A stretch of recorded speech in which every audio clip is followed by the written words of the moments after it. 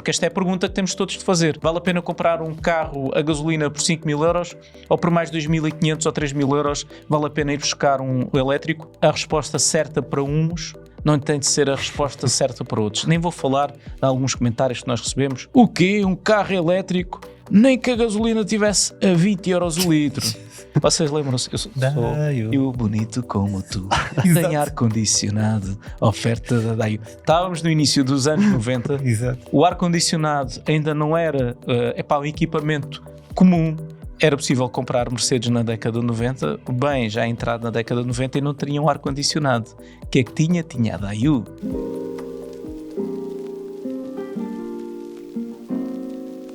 Vale a pena continuar a ter um carro a gasolina ou será que está na altura de dar o salto para um carro 100% elétrico? Neste episódio do Autorádio, um podcast da Razão Automóvel, com o apoio do piscapisca.pt, vamos olhar para duas opções muito concretas.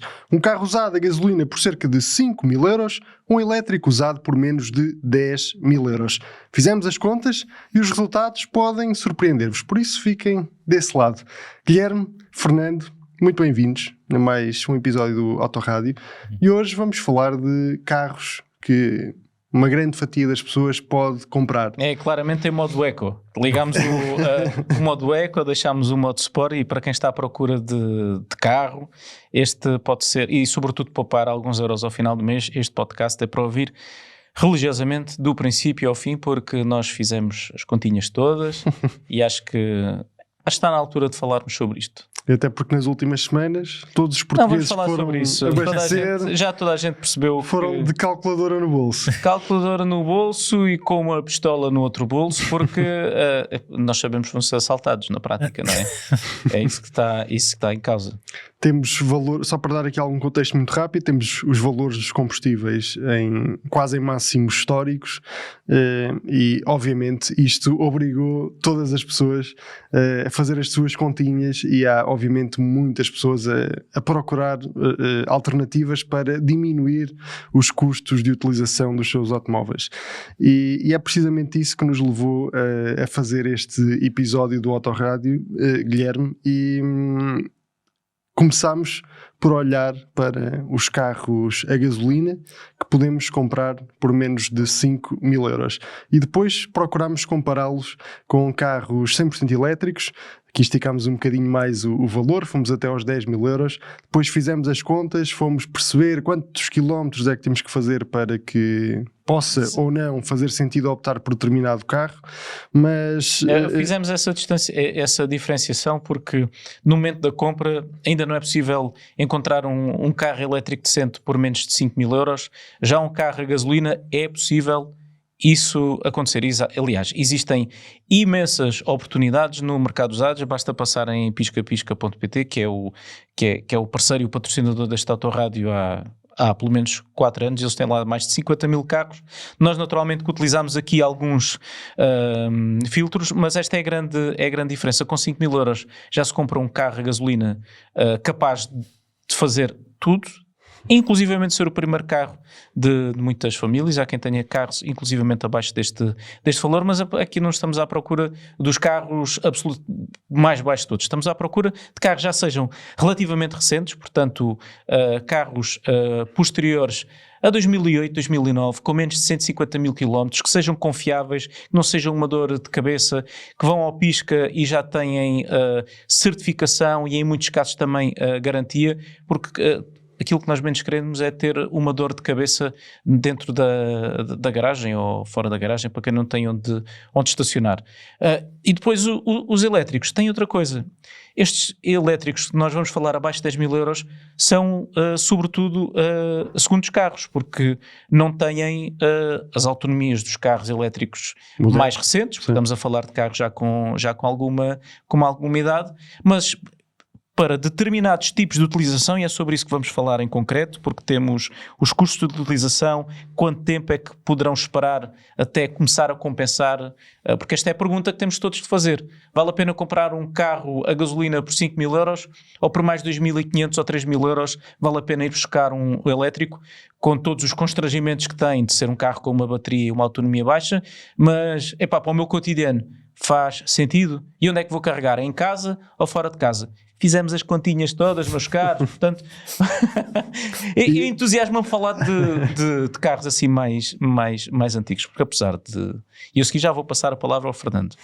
Mas, apesar de nós passarmos a grande parte do tempo com as últimas novidades do mercado, o meu coração bate mais forte por um bom chasso. Não há outra forma de dizer. Ali fora do nosso estúdio, ao ouvir a conversa, está um classe E 220 CDI de 99 com 180 mil quilómetros que eu comprei exatamente antes do preço do diesel disparar. E o carro é bastante caixa automática, tem imensa coisa. Custou menos de 5 mil euros. Bem menos de 5 mil euros. Brevemente vai estar à venda no Pisca, porque como vocês já viram, o carro está ali grande parte do tempo parado. E uma pena. Mas eu não posso passar tempo nestas plataformas porque às vezes entusiasmo e acabo por comprar coisas das quais não preciso, mas para as quais gosto de olhar. Mas vamos manter racionalidade e vamos olhar para casos concretos. E olha, foi por causa dessa racionalidade que optámos logo à partida por não trazer aqui para esta conversa carros diesel, porque ao preço que o diesel está atualmente, pura e simplesmente não compensa. E por estes valores também vais encontrar carros com quilometragens elevadíssimas. Exatamente. E eu estou a dizer fujam dos diesel só por um motivo. Estamos a falar de carros sobretudo para andar na malha urbana, para o cotidiano. E é o cenário péssimo para os diesel não foram feitos para isso. Não foram feitos para isso. Houve uma altura em que havia carros diesel em todos os segmentos e mais alguns. Mas não tínhamos normas Euro 6 nem Euro 7 com aqueles sistemas de tratamento de gases de escape, o AdBlue e tudo mais, que nós sabemos que numa utilização curta, que é 10 km, arranco, e ao fim de 5 minutos estou a parar. Resultado, o filtro de partículas não tem tempo de aquecer, vai começar a entupir, aqueles sistemas vão começar a avariar e a manutenção dos diesel não é barata. E este podcast é sobre a poupança, é sobre as pessoas chegarem ao final e dizer assim, sim senhor, já decidi que carro é que vou comprar. Então olha, não vamos perder mais tempo e vamos já avançar para os carros a gasolina que nós... mais ou menos conseguimos recomendar por menos de 5 mil euros. Já vamos falar das coisas que fazem ou não sentido em cada um destes argumentos, mas começando pelos carros diesel por 5 mil euros, Fernando. Diesel? Perdão, pelos carros a gasolina por 5 mil euros, Fernando, que opções óbvias é que as pessoas podem procurar? Há muitas opções óbvias. Selecionamos aqui algumas que são mais focadas na cidade, obviamente. Temos o caso do Fiat Panda, aí aos pontapés, são carros extremamente comuns. Tudo bem que os italianos não costumam ter boa fama, mas estes carros mostram ser muito, muito duráveis, e sobretudo nas mecânicas, seja o 1200 ou mesmo o mais recente, o 1000 Hybrid, são motores que não... E é uma fama que não é merecida em muitos casos. Nós escrevemos um artigo há pouco tempo a dizer os melhores motores do mundo são italianos. Vamos agora ignorar que eu fiz depois outro artigo a dizer que afinal os melhores motores do mundo são japoneses. Mas esse foi o primeiro que tu fizeste. Mas esse foi o primeiro, porque veio... Isso tem que contar para alguma coisa. Veio do coração, não. A parte do coração, nós somos a razão automóvel. E naturalmente que estes artigos são crónicas, opiniões, mas nós temos sempre como base a factualidade das coisas. E é a verdade, vão perguntar no italiano, não deve haver nenhum italiano à face da terra que nunca tenha tido um Panda na garagem. E os carros são muito confiáveis, são bons, como tem aquele aspecto meio MPV, meio SUV, em alguns casos, também tem bastante espaço. Eu posso falar por experiência própria que tive muitos Fiats em casa e os motores o que dava menos problemas eram os motores. Havia mais coisas à volta do carro, podiam dar mais alguns problemas que eles... sobre a questão da parte elétrica, que a Fiat não é muito... Aí é que a fama se calhar é um pouco merecida, mas mecanicamente nada contra. Depois saltamos aqui para outro carro como o Honda Jazz, que também é entre aspas, um clássico nestas escolhas racionais, um carro cheio de espaço, cheio de soluções inteligentes. Ainda há pouco tempo falámos deles aqui no outro podcast. No último podcast. Já no último para aí, sim. E depois temos o caso Citroën C1, que apesar de ser francês, tem um motor japonês da Toyota, ou da Daihatsu neste caso, que também tem mais que provas dadas, e o Guilherme até pode falar melhor disso do que eu. É um motor de guerra. Eu fiz corridas no Citroën C1. Corridas de 24 horas, a fundo sempre. a segunda, terceira, quarta, 170 km por hora de velocidade máxima na reta de Portimão. A descer, caramba, nem pareciam 70 cavalos. Mas, brincadeiras à parte, são carros que têm duas coisas muito... São todos estes carros que nós mencionámos, podemos mencionar também o Opel Corsa, também podemos mencionar... Volkswagen Polo. Estamos a falar de carros de uma altura e de uma época onde a simplicidade mecânica ainda era muito elevada. Eram carros atmosféricos, ou seja, que não tinham turbos, não tinham intercoolers, não tinham sistemas de injeção altamente trabalhados, ou seja, são carros que mesmo dando algum problema não nos vão pedir um rim para as suas reparações. Isto é muito, muito importante para quem compra um carro. Não é só questão de comprar, e por isso é que depois vamos falar dos elétricos. É a questão também da manutenção, e aqui estamos a falar de carros que do ponto de vista, o preço é baixo, a simplicidade mecânica também é muito boa, e tem uma coisa, estes carros de 5.000 euros que nós mencionámos, que têm uma abrangência de utilização sem limites, porque não estamos apenas limitados pela gasolina que lá colocamos. E ainda se consegue... talvez... estamos a chegar a uma fase em que são os últimos carros simples que foram produzidos. Daqui para a frente, por exemplo, agora vamos olhar, por exemplo, para o Fiat 500, o atual. E não estou com isto a dizer que é pior, porque continuam a haver carros bastante bons, mas já começam a ter sistemas híbridos associados. Depois dizem-me assim, olha, até parece, os carros mais fiáveis ou com melhor fama, grande parte são híbridos. O caso, por exemplo, dos Toyotas. Temos Toyotas Yaris híbridos, agora até temos o Aygo X. Portanto, se calhar se estivermos a falar daqui a 10 ou 15 anos, vamos estar a falar destes carros no universo ali dos 10.000 euros. Acho que o tempo será a prova de que esses carros também podem ser falados no mesmo contexto. Olha, no outro dia apanhei por falar nisso e já volto adiantando. Daqui por 15 anos podemos voltar a sentar nesta mesa ou alguma similar e falar sobre isto. Estava a ver um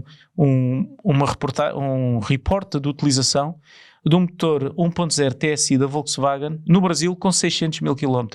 E segundo sei, a qualidade da gasolina no Brasil não é propriamente a mesma que em Portugal. Eles também não podiam ter tudo. Tem uma carne muito melhor que a nossa e o churrasco dá-nos 10-0. Se eles também tivessem gasolina melhor que a nossa... Tem o Flex Fuel. Se for um motor Flex Fuel que pode levar com o álcool com o etanol da cana-de-açúcar. Isso é um pouco agressivo para os motores, mas esses motores estão adaptados para... Sim. Caraca, agressivo, mas...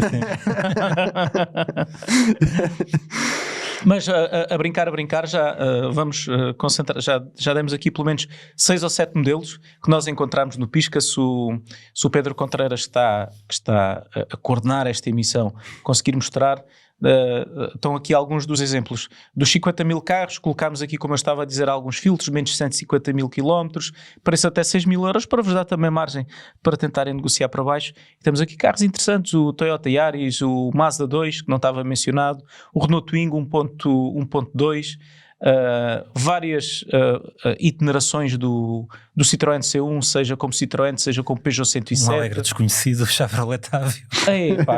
Mas eu acho que estamos a olhar para carros que são animados, simpáticos, com a cor certa. O Clio Rip Curl, que nós ficamos sempre na dúvida se vamos apanhar uma onda, se vamos apanhar trânsito.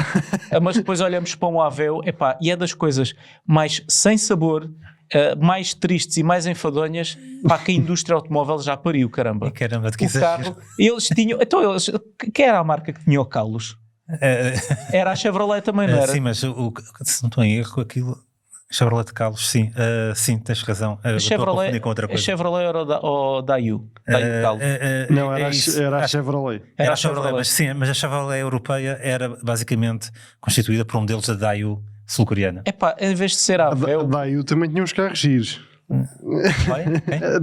Lembram-se do anúncio? Nós nos devemos esquecer que estamos a falar para pessoas que estão aqui, estão-nos a ouvir no carro ou em casa à procura do seu próximo carro, mas falando da Daewoo, vocês lembram-se? Eu sou bonito como tu, tem ar-condicionado, oferta da Daewoo. Estávamos no início dos anos 90. Exato. O ar-condicionado ainda não era um equipamento comum em todos os carros. Aliás, a Mercedes, a toda poderosa Mercedes, com os carros de luxo e premium, era possível comprar Mercedes na década de 90, bem já entrado na década de 90 e não teriam ar-condicionado. O que é que tinha? Tinha a Daewoo. Pois é. Mas a marca implodiu porque, pronto, fazia carros enfadonhos. Olha, não estava... A Mercedes fazia carros para velhos, hoje não. Hoje estão, repara, hoje estão todos modernaços. Mas vamos, desculpem, eu estou a dispersar muito. Não estava no meu bingo falarmos da Daewoo. Também não, mas a conversa às vezes leva-nos para longe da temática do Autorádio, e como é tão agradável estar a falar convosco e nós gostamos de automóveis, é complicado, mas hoje o foco é a racionalidade. Mas olha, resumindo aqui um bocadinho o que estivemos a dizer, vantagens óbvias dos carros a gasolina nesta faixa de preço e desta época: simplicidade mecânica, um preço de aquisição naturalmente mais baixo e uma liberdade total de utilização.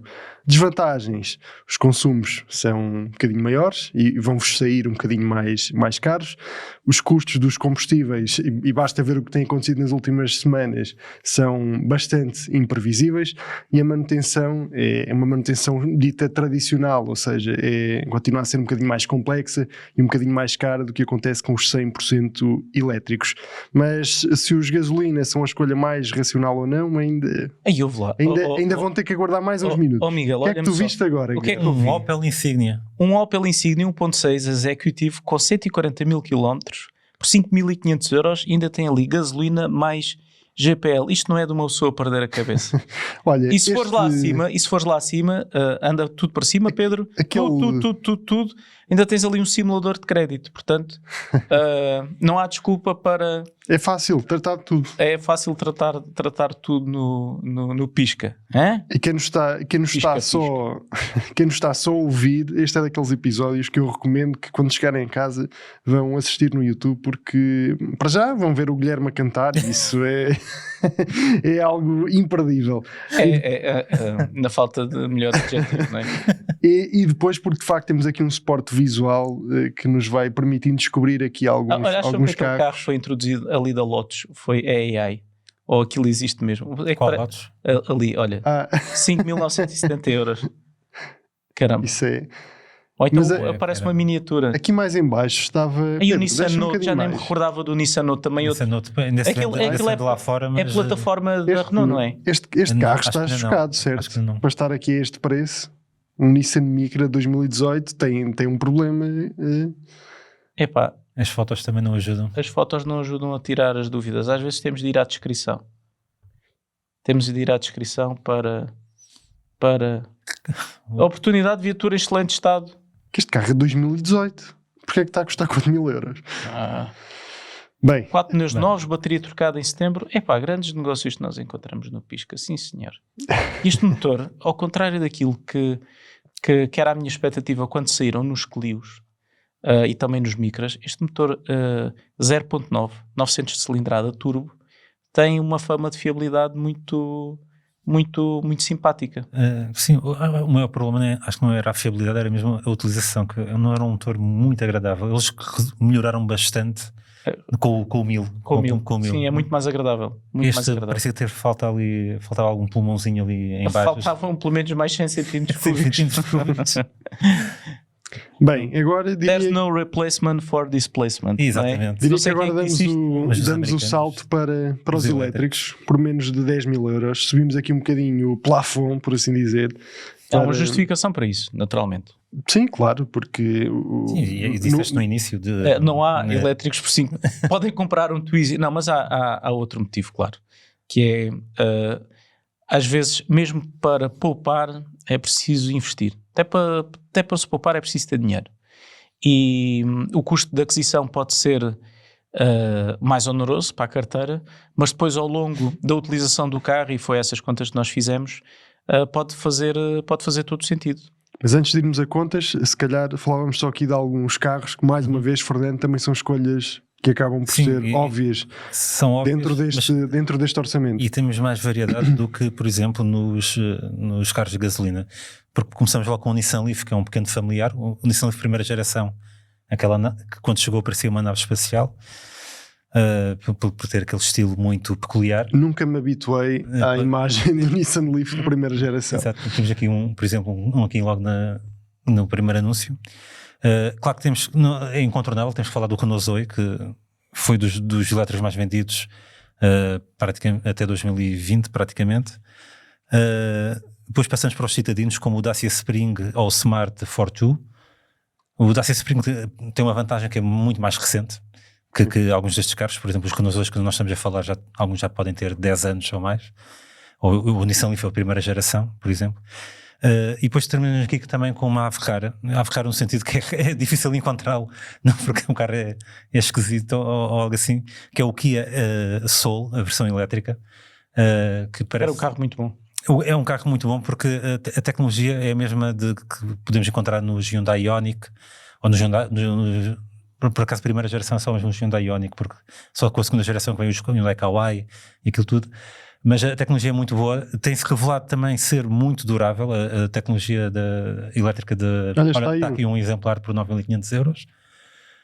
O estilo é questionável, mas a máquina elétrica é das melhores que temos aqui. É sério que querem falar sobre estilo depois de termos falado de um Zoe e de um Leaf? O Kia Soul parece que tem alma ao pé destes carros. Tem alma até pelo nome. Até pelo foi o trocadilho a mais uma piada de pai. Sobre os dois primeiros carros que o Fernando estava a mencionar, duas coisas importantes a dizer sobre o Leaf. Foi o carro que veio democratizar ou veio trazer às massas os carros elétricos, e quem vem primeiro normalmente também pode falhar. E no que é que o carro falhou? As baterias eram refrigeradas a ar, não tinham um sistema ativo de refrigeração das baterias, portanto houve muitos problemas com as baterias do Leaf. Muita atenção a comprar um elétrico. Felizmente há formas de testar, e isto é importante dizer-se, de testar a saúde das baterias, que isto diferencia um bom negócio de um negócio ruidoso. Sim. Relativamente ao Zoe, há a questão... É obrigatório fazer isso hoje em dia. Exatamente. Não custa nada. Mais vale... por exemplo, imagina, um motor de combustão é uma carta fechada. Naturalmente tens as luzes dos motores e alguns indicadores. Mas não se consegue medir a saúde do carro sem intervenções maiores. Podes, por exemplo, tentar perceber a taxa de compressão mas lá está, já estamos a falar... Sim, já obriga uma intervenção. Alguma intervenção. Num carro elétrico é uma questão de ligar a máquina e ver-se as coisas. Voltando ao que eu estava a dizer, no Renault Zoe, nós na Razão Automóvel comprámos um Zoe com quase 400 mil km, comprámos um ex-TVD, fomos ao Pisca e tentámos encontrar o pior carro que estava à venda e conseguimos comprar. Para tentar perceber, um carro foi sujeito a uma utilização complicada, como é que ele está. E a verdade é que ganhou a alcunha de Mighty Zoe aqui na Razão Automóvel, por motivos óbvios, conduz quase como uma scooter, é on e off, aquilo não anda muito, mas anda o suficiente, tem ali alguns avisos, mas o carro tem-se comportado muito bem. Mas como eu ia dizer, que é a parte importante, tenham atenção, porque nos primeiros anos do Zoe havia um modelo de negócio da Renault que era, comprava-se o carro, mas as baterias eram alugadas. E tentem perceber antes de comprar se o carro tem baterias próprias ou se tem, além de comprar o carro, pagar uma mensalidade pelas baterias. Além disso, se eventualmente o contrato que foi firmado com as baterias, se o carro não excedeu o número de quilómetros. Sim, isso, portanto, não há dívidas associadas. Exatamente, se não há dívidas associadas, porque senão depois não é possível, sem soldar essas dívidas, fazer a transferência não só da propriedade do carro, dá para fazer, mas das baterias também tem de acompanhar depois o carro. Ficamos com um pisa-papéis gigante. Senão ficamos com um pisa-papéis que não é propriamente bonito. Mas o carro, porque é que tem sido os carros mais procurados no mercado usados? Porque é relativamente confortável, sim, é despachado, dependendo da versão já tem autonomias muito interessantes. O nosso carro, apesar de ter com quase 400 mil km, faz facilmente mais de 200 km. Sim, sim. O que é notável. E a velocidades normais. A velocidades normais, sem grandes constrangimentos. Mas todos estes carros nós estamos a mencionar. Para mim o menos interessante, quer dizer, não é menos interessante, depende da utilização que vamos dar. Smart. É o Smart Fortwo, que tem uma autonomia de 90 km, é mesmo para andar na malha urbana. Yeah. E o Dacia Spring, porque apesar de ter uma autonomia maior, tem um motor que parece um motor de arranque, e aquilo arranca e depois tem dificuldade em progredir. Na malha urbana é porreiro, fora daí sentem as limitações. E ao pé de um Zoe é um carro... Sim, sobretudo nestas versões que estamos a ver. Exatamente. O Spring que se compra novo já... O Spring atual já é diferente. Mais capaz. Sim, já tem potência, já não é aquele minimalismo da cidade. Exacerbado, já consegue sair da cidade. Mas mantém aquela autonomia do mais fraquito. Depois há carros de primeira geração, os Peugeot Ion e os Mitsubishi e MiEV. E o Citroën C0. Só para recordar, estamos aqui a ver um Mitsubishi MiEV, está mesmo aqui 8.900 euros, 23 mil euros. Este carro, quando saiu, sabem quanto é que isto custava? 40, não era? Quase 40 mil euros. Era um absurdo. Isto tem a ver com o preço das baterias da altura, não? Ou seja, claro. 2011, saiu em 2011, 2012, isto é de quanto? Isto é de 2016, mas na altura não havia assim tantos carros elétricos à venda, e as baterias estavam, pelo preço, custavam imenso. Entretanto, o preço das baterias baixou brutalmente, né, ao longo deste tempo todo. Então não tens que ter um carro que fazia para aí 100 km de autonomia num bom dia, por 40 mil euros, ou com 40 mil euros compras um Tesla Model 3, não é? Isso, o salto que isto deu no espaço de uma década é... Aliás, dependendo do Tesla Model 3, compras o Tesla Model 3 e ainda compras um destes se quiseres. Exato. Quase. Sim, mas estava a falar de um Model 3 novo, agora também já há 35 mil, também é um fato. Sim, desculpa. Aliás, o preço dos elétricos, também é importante dizer isto, temos cada vez mais excelentes negócios. E há pouco falávamos de carros confiáveis e o que é que vamos comprar daqui a 10 anos. O Renault Twingo, estamos a falar de um 100% elétrico, não tarda, está aí, já está mesmo os primeiros caminhões ou barcos, não sei como é que eles vêm para cá, deve ser caminhão. Sim. Por comboio não vem de certeza, porque senão só chegam em 2027, tem que mudar. A ferrovia tem de mudar de bitola e tudo mais. Quando se é de Fairtags vem desapertado, mas o carro é pequeno. O carro custa menos de 20 mil euros. Sim, na versão base. Daqui por 5 anos vamos encontrar estes carros a um valor muito simpático. E eu cá estarei. E a esfregar as mãos. Não, outra parte muito interessante do mercado dos usados e dos elétricos. Nós estamos numa fase onde estão a chegar a primeira vaga de carros elétricos ao mercado usados. Carros que foram lançados há 4 ou 5 anos, que as empresas começaram a adotar de forma mais massiva e agora começam a chegar ao seu segundo ciclo de vida. E agora, mais do que nunca, começa a ser muito interessante olhar para os 100% elétricos. Naturalmente que, como em tudo na vida, a resposta certa para uns não tem de ser a resposta certa para outros. Nem vou falar de alguns comentários que nós recebemos. O quê? Um carro elétrico? Nem que a gasolina tivesse a 20 euros o litro. Nem ao contrário. Gasolina, nem pensar. Quem me tira o meu carro elétrico tira-me tudo. Ok, meu caro. Mas há pessoas que não têm onde carregar. Sim. E é por isso que esta parte bonita da indústria automóvel é que, se não nos metermos com aventuras, oferece respostas para todo o tipo de utilizações. E eu acho que isso não podemos perder no futuro. E foi por isso que nós fomos fazer as nossas continhas e fomos para tentar ajudar o pessoal, claro que sim. E fomos perceber aquilo que realmente acaba por importar ao final do dia, que é quanto é que custa fazer 1 quilómetro. E Guilherme, foi por isso que puxámos da calculadora. Puxámos da calculadora, da folha de Excel e tudo aquilo que estava à mão. Arregaçámos as mangas e fomos... Naturalmente que os valores que vão ver neste quadro são meramente indicativos, mas tentámos encontrar valores médios que sirvam de ponto de partida para as pessoas começarem a retirar algumas ilações. E o carro elétrico, se for carregado em casa, é imbatível. É imbatível. Estamos a falar de custos de quilowatt-hora, o equivalente aos litros que os carros gastam aos 100, de 16 cêntimos por cada quilowatt-hora. Se um carro gastar 18 kWh por cada 100 km, estamos a falar de menos de 3 euros para fazer 100 km. E nós até fomos muito conservadores com estes consumos. Sim. Fomos muito conservadores, mas para não nos dizerem que há aqui favoritismo. Exatamente. E depois fomos fazer as mesmas contas, quanto é que estes mesmos 100 km custavam num familiar diesel, num familiar a gasolina, num SUV híbrido ou num utilitário híbrido. E pois bem, como disse, se tiverem um elétrico, se carregarem em casa, não há hipótese. Agora, se tiverem um carro elétrico, sobretudo estes carros de menos de 10 mil euros, e tiverem de carregar na rede pública, aí as contas começam-se a complicar. E não são só as contas, porque passas a estar dependente... Do carro, os carros fazem 100 ou 110 km, a tua mulher começa a perguntar se tens uma amante. Passa muito tempo fora de casa e dizes, eu prometo estou a carregar. Começa a aparecer... Não é prático. Não é prático e fica demasiado caro. Fica demasiado prático. Estabelecemos um preço num carregamento, não é ultra rápido, num carregamento normal, a 47 cêntimos o kWh, cada 100 km fica a 8,46 €.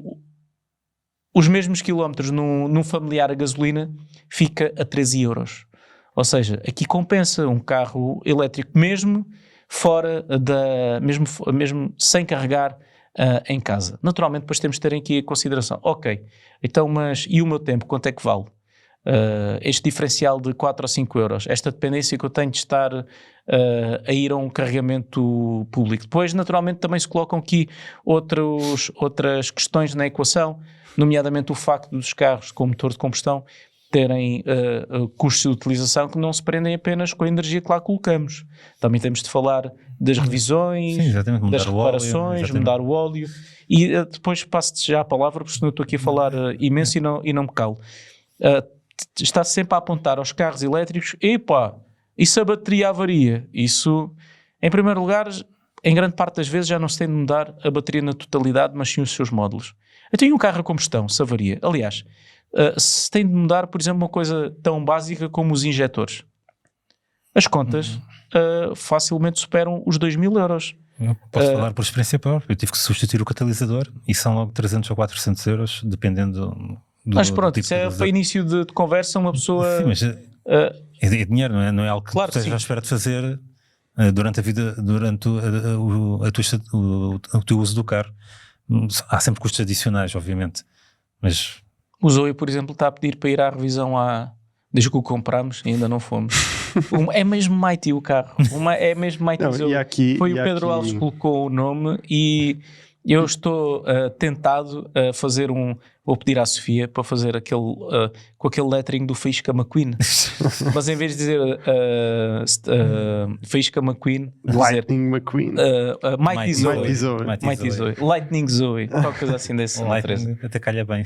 E há aqui outra coisa que também podemos trazer para cima da mesa, que é a saúde das baterias, de regra geral, tem-se revelado bem mais interessante e bem mais otimista do que as piores previsões apontavam. Todos os estudos indicam que as baterias duram mais tempo do que aquilo que estava previsto. Mesmo quando sujeitas a muitos carregamentos rápidos, como foi o caso do nosso Zoe. O pobre rapazinho, agora ele está nas suas 7 quintas, apesar de nós não o tratarmos propriamente bem. Mas ele era um TVDE, caramba. Ele carrega agora a 11, ele agora 22 às vezes. Ele antes carregava sempre a topo. Nem sem carga. Agora está ali pronto, aqui a carregar de forma devagar. Dou-vos um exemplo. Dou-vos um exemplo. Falámos neste artigo que podem encontrar em razãoautomóvel.com 5 carros elétricos por menos de 10 mil euros. Há carros como, por exemplo, o Kia Eniro, que há unidades com 400 mil quilómetros, com uma degradação das baterias de 5%. Os Volvo XC40, que ainda tem as células em T e não é propriamente o carro mais moderno sequer da Volvo. Mas por não ser o mais moderno é também aquele que tem um melhor track record, um histórico maior. Há unidades a chegar aos 400 mil e a superar os 400 mil quilómetros e a bateria ainda faz aquilo que anuncia. Isto não é notável. Nós sabemos... Que quantos carros de combustão é que aos 400 mil quilómetros nós olhamos para eles e ainda dizemos assim: "Ei pá, está a vender saúde." Pá, não são muitos. Não, e no caso das baterias há aqui um bónus, que é, nós sabemos que a grande percentagem de degradação acontece nos primeiros anos. Depois, Vou contar com isso. depois ao longo do tempo, a tendência é Posso dar um contraponto? continuar a decrescer, mas de forma mais calma. Eu ainda não publiquei, mas vou publicar brevemente no nosso site na Razão Automóvel. Sim, não publiques na concorrência. Exatamente, não vou publicar Isso na concorrência. artigo Exatamente. dessa magnitude tu vais mencionar seguramente. Agora não me lembro o nome da empresa alemã que fez um estudo sobre Degradação de baterias. Sim, degradação das baterias, e mostrou que a partir dos 90 mil é quando elas começam a degradar mais depressa. Ou seja, há pouca degradação até aos 90 mil. Ou seja, Mas isso vai contra aquilo que é a crença que está mais ou menos estabelecida, que é pá, isto degrada muito aqui no início e depois estabiliza. Por isso é que antes de publicar, estou fazer aquilo com muita atenção. para ler isso. Eu também. Mas pronto, saiu este estudo de alguém, agora não me recordo o nome sinceramente, mas é assim um nome estranho, que chegaram a essa conclusão com análise de dados reais.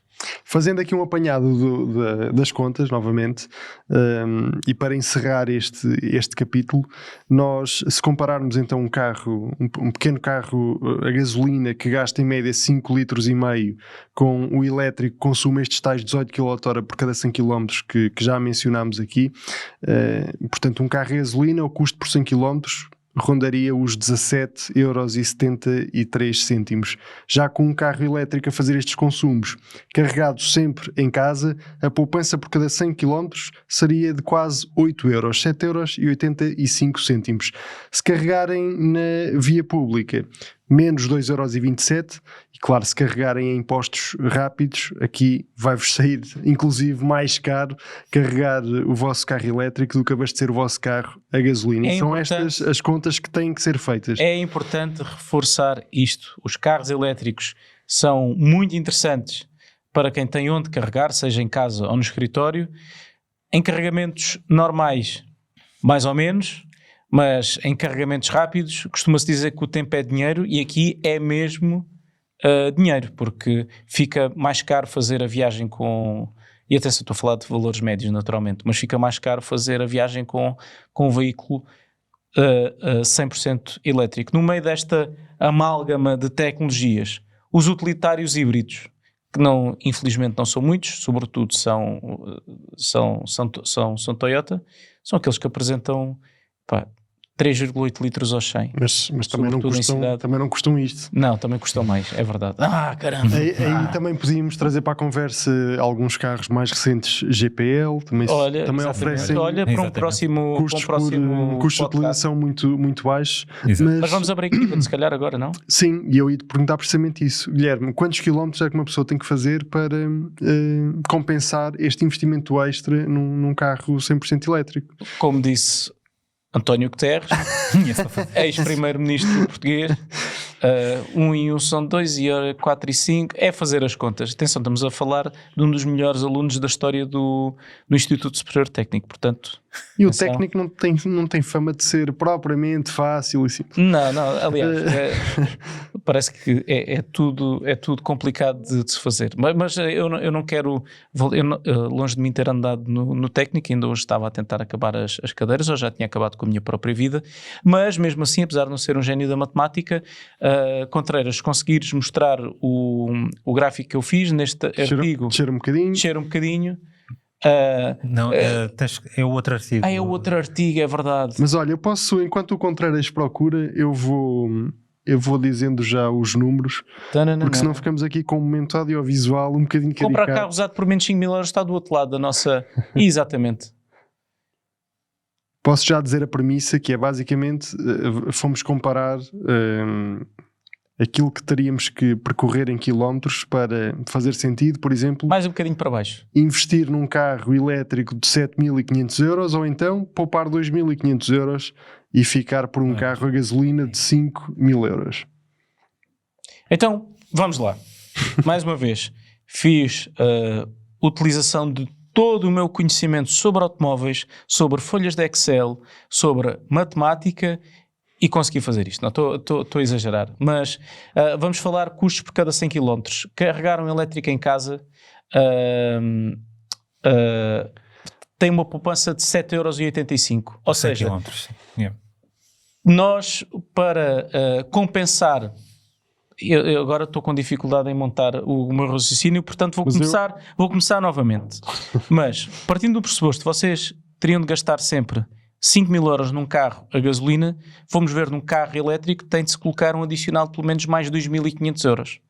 E para vocês conseguirem, porque 2.500 euros já deu para muita mais gasolina, agora dá para um bocadinho menos, mas ainda assim, ao fim de quanto tempo é que começa a compensar? Pois bem, o break-even dos 2.500 euros aos preços atuais dá-se ao fim de 31.900 km. Se vocês fizerem uma média de 10.000 km por ano, vão demorar cerca de 3 anos e 2 meses até compensar esse investimento. Já se vocês carregarem num posto... Isto se carregarem em casa. Isto se carregarem em casa. Deixar 3 anos claro. E está feito. Já se forem carregar num posto público, então aí o break-even só se dá aos 110.000 km e se vocês fizerem 10.000 km por ano, vão ter de esperar 11 anos até compensar. Portanto, se calhar ficarem com carro a gasolina, continua a compensar. Já se carregarem num posto rápido, ninguém faz isto. Simplesmente não compensa de maneira nenhuma porque fica sempre mais caro. As contas totais estão todas no nosso website, basta procurarem ou colocarem no Google comprar carro a gasolina usado por 5.000 euros ou um elétrico um pouco mais caro. Se colocarem esta frase, de certeza que vão parar à Razão Automóvel, que é simplesmente o site de automóveis mais visto do país. Naturalmente que se vocês fizerem mais do que 10.000 km, e agora peço para andares aqui com o quadro um bocadinho para o lado, não é para baixo, é para o lado. Isto, exatamente. Mas o quadro dá para andar para o lado, Pedro. Nós temos de falar com o nosso user experience. Agora faz um swipezinho. Queres ver? Não consigo. Ora, aí está. Isto não é intuitivo. Se nem toda a gente consegue fazer isto é porque há mais pessoas a ter a mesma dificuldade. Naturalmente, se fizermos 20 km por ano, ao fim de um ano e meio, já temos o carro amortizado. Sim, 20, se fizerem 15.000 km por ano e se carregarem sempre em casa, o vosso elétrico este investimento extra para ir para um elétrico vai ser amortizado ao final de 2 anos, mais coisa, menos coisa. Se fizerem uma média anual de 20.000 km, vão precisar de 1 ano e meio para basicamente abater estes 2.500 euros que pagaram a mais para comprarem um carro elétrico. Se carregarem num posto não rápido na rua, vão precisar um bocadinho mais de tempo, mas ainda assim bem menos tempo do que seria necessário para aquelas pessoas que fazem apenas 10.000 km por ano. Portanto, é uma média de 15.000 km vão demorar cerca de 7 anos e uma média de 20.000 km vão demorar cerca de 5 anos e meio. Como o Guilherme já disse, se carregarem em postos rápidos, esqueçam comprar um carro 100% elétrico. Agora, sabes o que era bom? Era a guerra acabar. A guerra ou aquilo que está a acontecer fazer este no Irão, exercício com preços normais com preços normais, que eu não acredito que aliás, é incomportável para a economia nós termos estes preços. Eu sou alentejano, é a única parte da minha existência do ponto de vista económico onde eu desejava voltar ao interior do país, que era para poder ir abastecer a Espanha, porque o diferencial de custo do combustível entre Espanha e Portugal é grotesco. Nós temos o combustível em Portugal ensopado em impostos. Sim, nós vamos lá, metemos um bocadinho de gasolina e temos um carradão de impostos. Também temos a diferença já era normal de ser 15, 20 cêntimos por litro, porque eles efetivamente têm uma carga fiscal muito, muito inferior à nossa. Mas agora com estes aumentos e a Espanha também deu início a um programa de apoio para reduzir o preço dos combustíveis. Cortou no IVA e coisas e outras medidas assim desse género. A diferença chega a estar superior a 30 cêntimos por litro ou 40 cêntimos por litro em alguns casos, relativamente aos preços portugueses. Isto apesar de nós agora termos o chamado desconto fiscal. Temos a esmola fiscal. O nome é esmola fiscal. Atenção, lição número 1 da economia: os recursos são escassos. O dinheiro não estica. Em Portugal, normalmente estica para tudo. Aliás, nós somos useiros e vezeiros em fazer esticar o ordenado para para chegar ao final do mês. Infelizmente o Estado é um leviatã que parece insaciável e todos os anos aumenta as suas necessidades orçamentais e parece que nunca chega. E o setor automóvel, era aqui que eu queria chegar, representa praticamente 20% da totalidade da receita fiscal. Ou seja, se retirar os carros da equação, não se pode retirar os carros da equação, não se pode retirar o ISP e os impostos sobre o carbono e os IUCs e tudo mais da vida, porque simplesmente o país para. E no dia, ainda estou para ver, temos de fazer um podcast, se calhar convidar um fiscalista, fazer uma análise comparativa. Fica já a ideia no ar, digam na caixa de comentários se achavam isto interessante. O que é que os outros países estão a fazer, onde os carros elétricos já não são a exceção, mas sim cada vez mais a regra? Porque este mar de isenções fiscais não pode continuar. Não pode continuar. Neste momento, em Portugal, os carros elétricos são para aí 25% das vendas dos novos, ou seja, um quarto. Somos dos países do mundo onde os carros elétricos representam uma fatia maior da venda de carros novos. E está com tendência a crescer, ou seja... E isto acontece por um motivo muito simples. O Estado vai ter que chegar a um ponto e vai ter que dizer, já chega, agora vamos ter que introduzir... Não sei se ISV, porque o ISV para mim continua a ser uma coisa aberrante, mesmo nos carros com motor de combustão, mas pelo menos no IUC acho que faria todo o sentido começar a taxá-los. Olha, e o que é que vai acontecer? Basta olhar para o que aconteceu na China. Acabaram os incentivos e Mas isso foi os incentivos à aquisição de carros elétricos. Exatamente. Sem incentivos, as pessoas voltam novamente. Agora, naturalmente, temos os custos de combustível muito elevados. Mas isto para dizer o quê? Isto não é propriamente um tema que é elétrico versus combustão, qual é que é a melhor tecnologia. Não. E o fundamental aqui são os contextos de utilização. Quem é que tem garagem? Quem é que tem tomada? Quem é que tem uma rotina previsível? Quem é que tem um raio de ação diário limitado e tem aqui uma real oportunidade para baixar os custos de utilização? Face a quem não tem nada disto, se calhar também não tem possibilidade de ter 2 carros na garagem. Sim. E, portanto, há uma coisa que me custa, às vezes a sobranceria, como muita gente avança nas caixas de comentários, que esta é a melhor solução. Não, é a melhor solução para ti, porque provavelmente as tuas circunstâncias são diferentes das minhas. Tens onde carregar, eu por acaso tenho, por isso é que também tenho um carro elétrico, mas olha-se como se o mundo fosse todo igual. E não é. Não. Infelizmente não é. E aquelas pessoas que à partida conseguem logo perceber que ter um carro elétrico vai obrigar a mudar as rotinas diárias, isso é logo um grande não. Logo um grande não para não avançarem para um carro 100% elétrico. A menos naturalmente que tenhas possibilidade de ir para um carro cujos preços já ascendem aos mais de 40 mil euros. Sim, mas não é disso que estamos aqui a falar. Quilómetros e tudo mais. Aí, eu não tenho dificuldade nenhuma em viajar. Claro que sim. Ótimo. Mas toda a gente tem 40 mil euros para dar para um carro? Não. A resposta é não. Neste momento, o preço médio, dados fornecidos pelo Pisca, está em torno dos 25 mil euros. 25 mil euros falando de carros novos.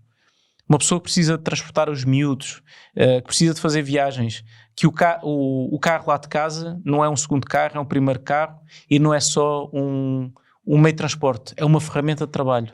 É a diferença entre conseguir ir trabalhar ou ficar em casa, porque nós também sabemos como é que são a nossa rede de transportes públicos. Se estivermos a falar da ferrovia, como eu estava a falar há pouco, então é de uma fiabilidade igual aos piores motores ingleses da década de 60. Nunca sabemos quando é que trabalham, nem quando é que nos vão deixar na mão. Portanto, é muito isto. Os elétricos, em muitos casos, conseguem ser, sem dúvida nenhuma, a melhor opção. Portanto, olhem para eles como uma maneira de chegar ao final do mês e termos dinheiro para gastar onde é realmente importante, que é em carros desportivos e subscrições da Fórmula 1 e coisas. Não, estou a brincar. Mas termos mais orçamento disponível para coisas que verdadeiramente nos interessam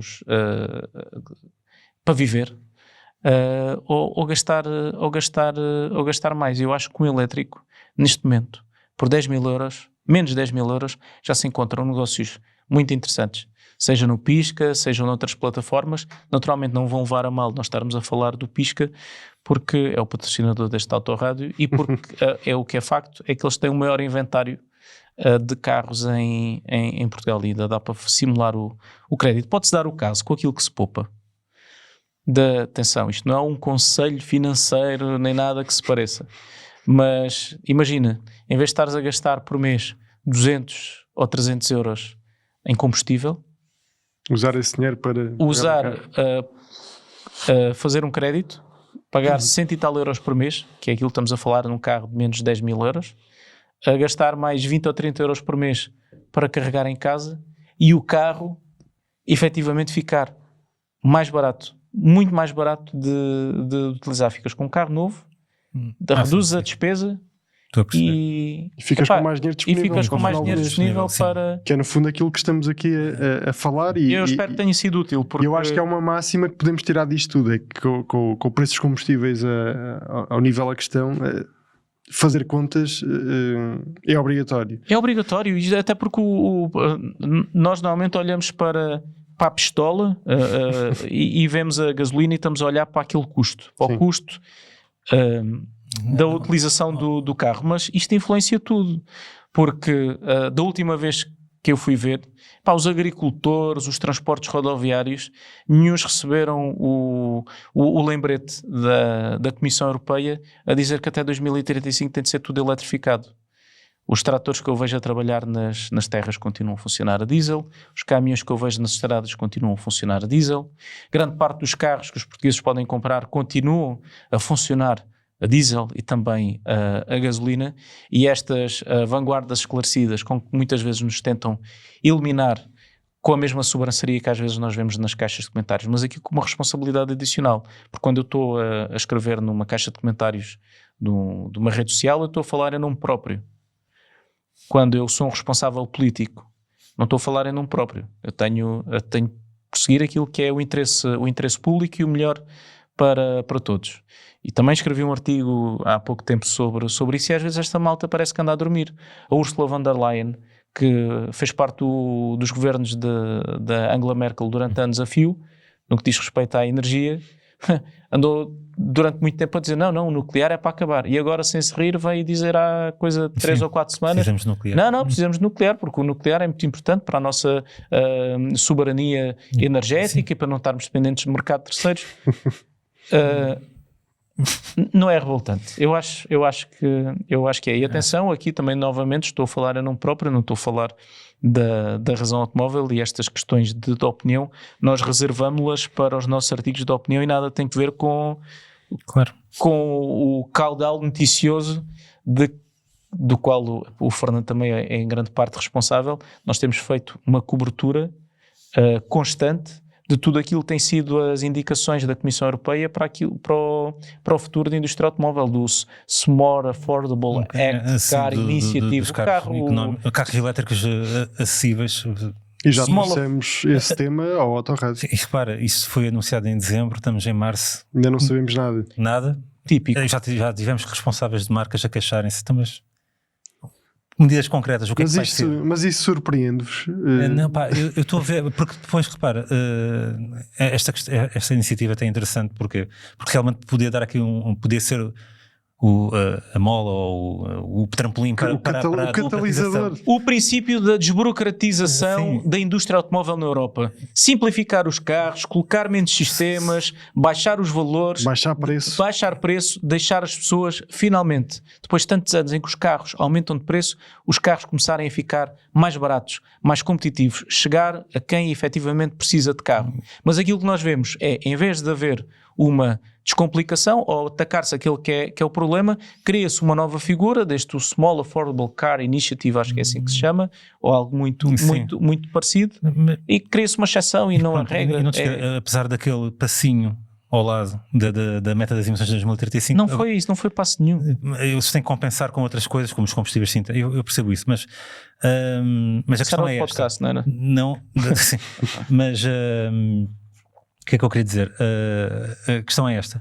não há datas concretas para entrar em vigor nenhuma dessas medidas. Pelo menos ainda não vi nada sobre isso. Temos responsáveis das marcas a questionar então quando é que isto entra.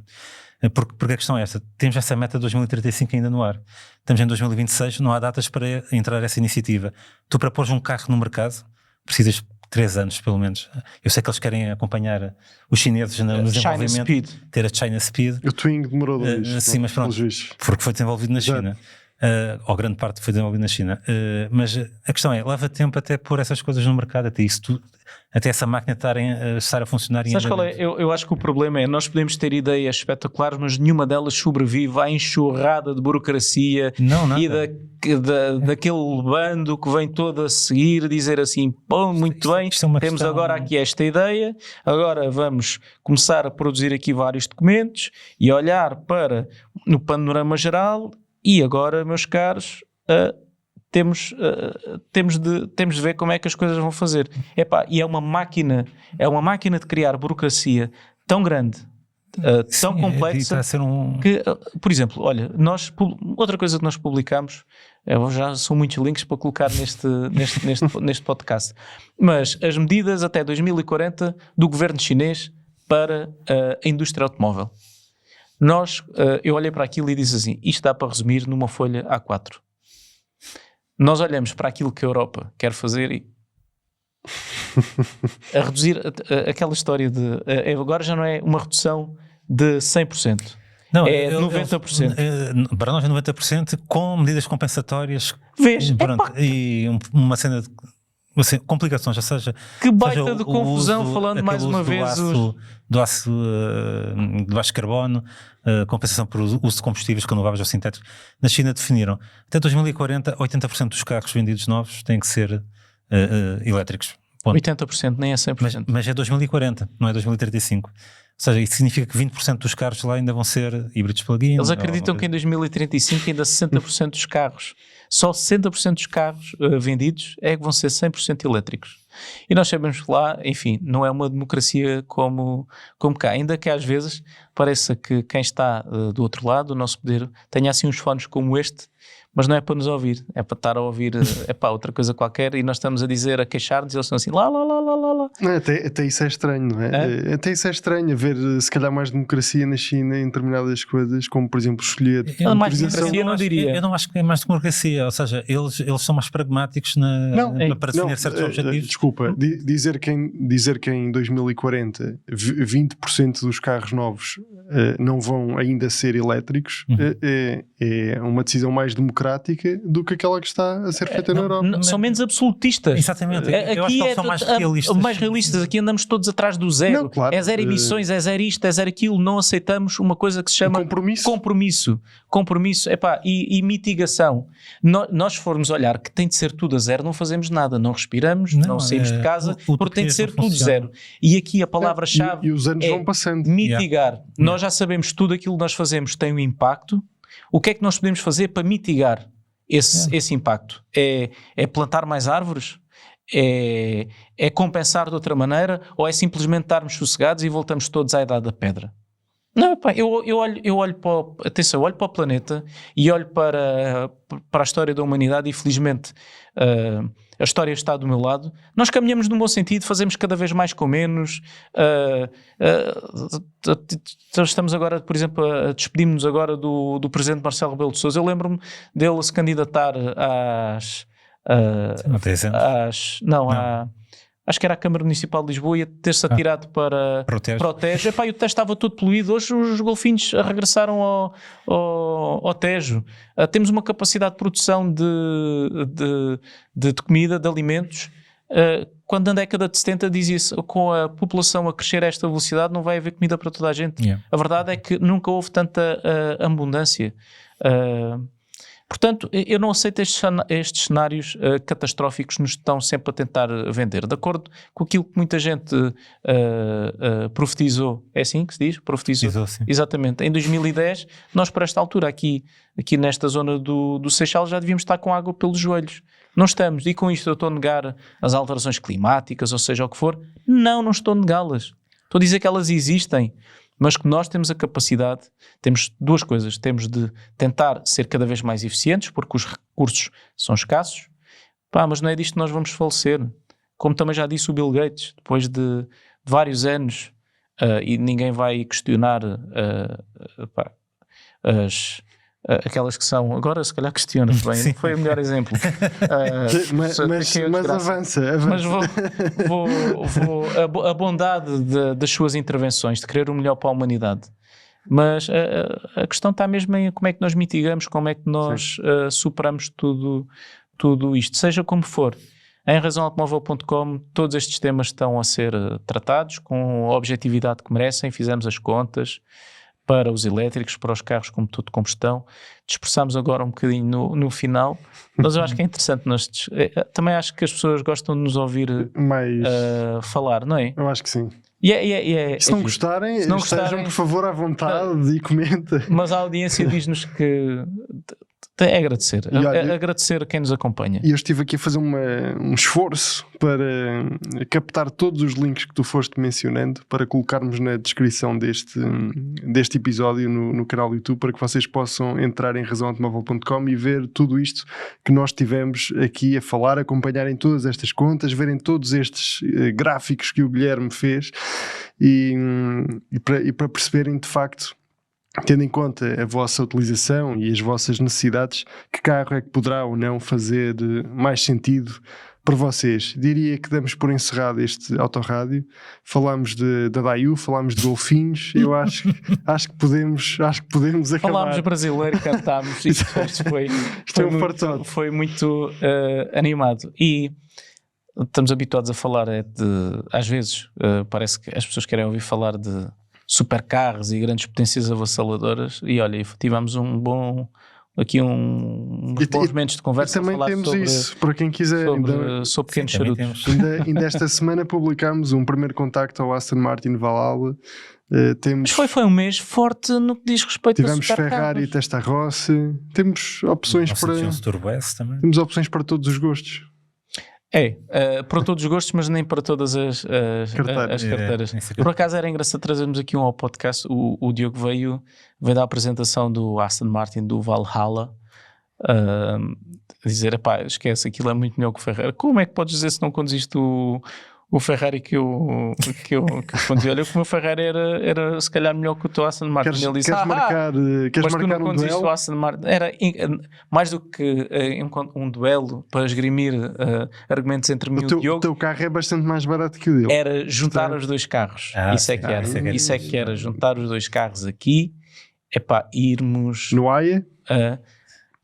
Quem diz no AIA... Circuito de Sol... Diz não, Estoril... Tem de ser. No Estoril não, que aquilo está tudo a cair aos pedaços. Não está.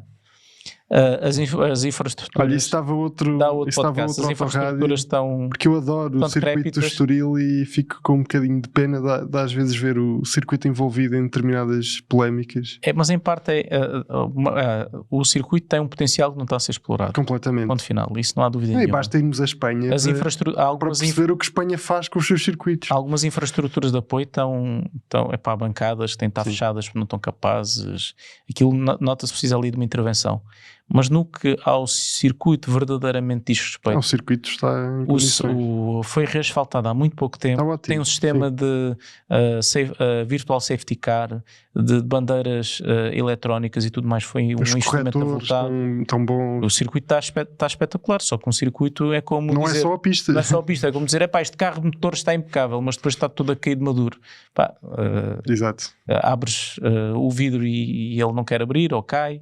E é assim que está o nosso amado circuito de Estoril, que tantas alegrias nos deu, que faz parte de tantos capítulos importantes do desporto automóvel nacional, inaugurado em 1972. Nós vimos um dos carros que estava na grelha de partida dessa corrida do Nacional de Velocidade.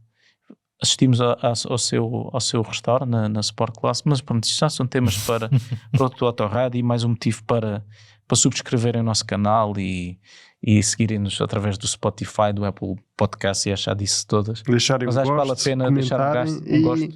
E colocarem no botãozinho do hype, que é uma das novidades do YouTube. É que não é novidade, nós é que só vimos isso agora. Estamos a ficar velhos, Miguel. Infoscluídos. Muito bom. Bem, meus senhores, até à próxima semana. É isso. Fiquem bem. Passem pelo Pisca. Passem pelo Pisca, passem por razãoautomóvel.com e vão encontrar lá coisas muito interessantes. Grande abraço a todos e fiquem bem. Eu estou proibido de passar lá. Pá. Não, se não compras outro 190.